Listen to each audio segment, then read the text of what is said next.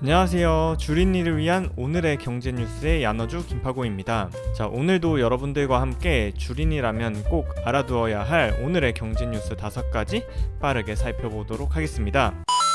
자, 먼저 첫 번째 뉴스입니다. 야너주 구독자분들이 아마도 가장 기다리셨을 소식이 아닌가 싶은데요. 바로 마켓컬리가 7월에 코스피에 상장을 예정한다고 합니다. 28일이죠. 어제 마켓컬리는 유가증권 시장 상장을 위한 예비 심사를 한국거래소에 청구했습니다. 해당 상장 방식은요, 마켓컬리가 아직도 적자임에도 불구하고 시가총액 1조 원 이상인 기업이 성장성을 인정받으면 적자가 나더라도 상장이 가능하도록 허용해주는 바로 유니콘 기업 특례를 적용해서 상장을 준비 중이라고 밝혔는데요. 이러한 마켓컬리 작년 말부터 상장을 준비해왔고 상장 예비 심사를 청구한 만큼 올해 6월에서 7월에는 청약 일정이 진행될 것으로 보입니다. 마켓컬리는 예상 공모가 9만원에서 13만원을 제시해서 시가총액 약 4조원 후반대를 기록할 걸로 증권가는 예상했는데요.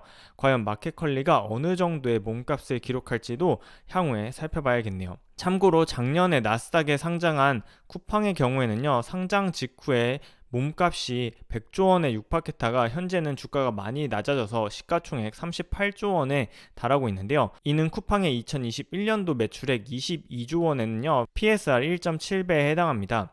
마켓컬리의 2021년 실적은 매출액 1조 5천억 원에 영업손실 2,100억 적자로 알려져 있는데요.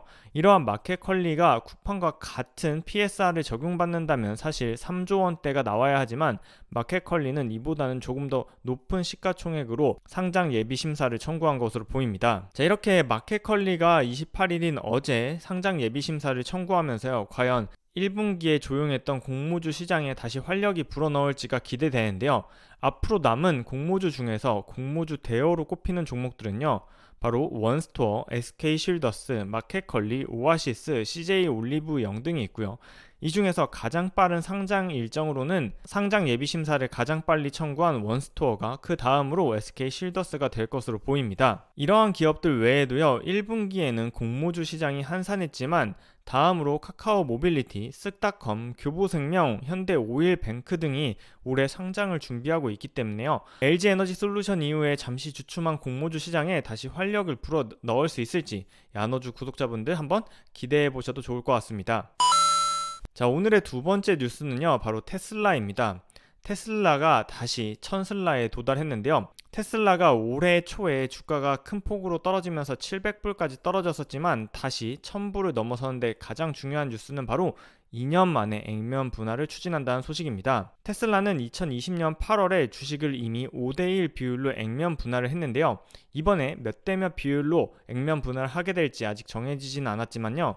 일반적으로 시장에서는 액면 분할을 하게 되면 한 주당 가격이 저렴해지면서 소액 투자자들의 접근성이 높아지기 때문에 액면 분할을 호재로 받아들이는 경우가 많습니다. 이러한 액면 분할 소식이에요. 테슬라는 무려 8% 상승한 1091불로 어제 장을 마감했는데요. 특히 중국 상하이에 있는 테슬라 공장도 셧다운 됐음에도 불구하고 나온 소식이라서 투자자들의 테슬라에 대한 인기를 확인할 수 있습니다. 자, 서학개미라고 불리는 국내 미국 주식 투자자들도요, 예탁원의 세이브로 결제 시스템을 살펴보면 3월 11일부터 3월 17일 한 주 동안 순매수 결제액 3위가 바로 테슬라였던 것을 확인할 수 있죠. 즉, 국내 주식 투자자들도 테슬라에 거는 기대가 매우 크다고 볼 수 있습니다.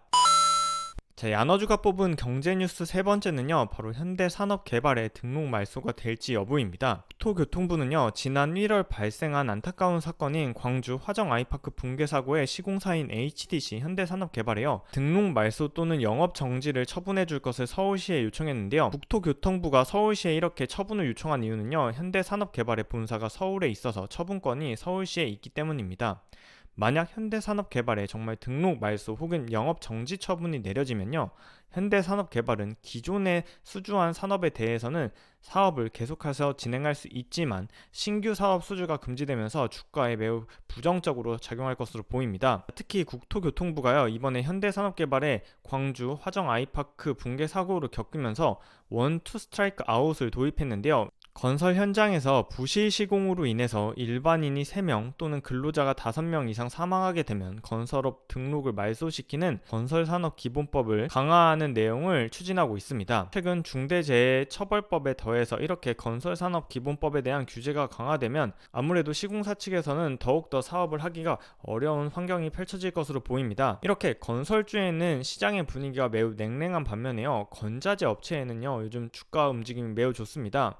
이유는 바로 윤석열 대통령 당선인의 재건축 규제 완화에 따라서요, 인테리어, 페인트 관련주들이 급등세를 보이고 있는데요. 이렇게 시장에서 건설주에는 냉랭한 분위기가 흐르는 반면에 건자재의 주가는 매우 좋은 움직임을 보이고 있는데요. 아파트 건설의 밸류체인을 잠깐만 공부해보면, 건설을 수주해서 착공을 분양하게 되면 착공 후 3개월 동안 기초공사를 하게 되고, 그 이후에 1.5년 동안 골조공사와 창호 내부공사 그리고 마감 가구공사를 거쳐서 결국 준공 입주를 하게 됩니다.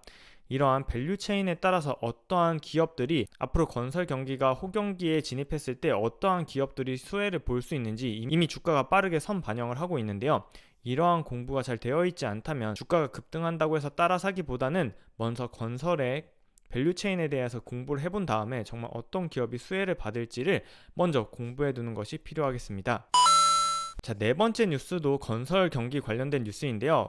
바로 건설 원자재 수급이 불안하다는 뉴스입니다. 코로나19로 인한 공급망 붕괴와 우크라이나 사태로 건설 원자재 수급이 갈수록 불안해지고 있는데요. 바로 러시아산 의존도가 75%에 달하는 유연탄 재고가 부족해지면서 현재 시멘트 업계는 감산과 출하 제한에 나섰고, 레미컨 업계 또한 가격이 매우 급격하게 상승해서 시멘트 재고량이 현재 건설 성수기 대비 50% 수준으로 파악되고 있습니다. 주요 건설 원자재의 가격을 살펴보면요, 원유는 작년 3월 대비해서 66% 상승한 배럴당 110불 가까이 상승했고요. 유연탄 가격은 작년 72불에서 올해 256불로 3배가 넘게 상승한 상황입니다. 자, 오늘의 마지막 주요 뉴스는요, 바로 비트코인 소식입니다. 비트코인이 전일 US달러로 47,600불을 기록하면서요, 올해 1월 1일에 기록했던 47,700불 연중 최고점에 바짝 다가선 모습을 보이고 있습니다. 이렇게 비트코인이 최근에 상승하는 이유에 대해서 언론들은 다양한 이유를 쏟아내고 있습니다. 암호화폐 루나를 만든 테라폼 랩스가 비트코인을 1월 말부터 매집했다는 소식이 긍정적으로 작용했다.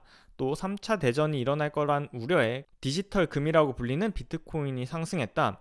또 러시아와 우크라이나 협상에 의해서 비트코인이 상승했다 등 여러 가지 원인이 제기되고 있는데요. 한 가지 확실한 사실은 올해 1월 연준이 기준금리를 가파르게 인상할 것이라는 전망과 함께 나스닥 기술주와 비트코인의 하락폭이 매우 컸었는데요. 최근 이를 다시 만회하는 위험자산 선호 심리가 퍼지고 있다는 사실은 부정할 수 없을 것 같습니다. 자, 오늘도 이렇게 야너주와 주린이를 위한 경제 뉴스 가볍게 살펴보았는데요. 영상 마치기 전에 주의사항 알려드리면, 본 영상에서 언급한 종목의 매수 매도 추천이 아니라는 점, 두 번째, 주식 유치원 야너주는 리딩방을 운영하지 않는다는 점, 따라서 주식 유치원 야너주를 사칭하며 투자 정보를 권유하는 모든 것은 사기라는 점 꼭 명심하시기 바랍니다. 오늘도 야너주와 함께 오늘의 경제 뉴스 공부해 주셔서 감사합니다. 저 야너주는 내일 다시 인사드릴게요. 그럼 내일 만나요. 안녕.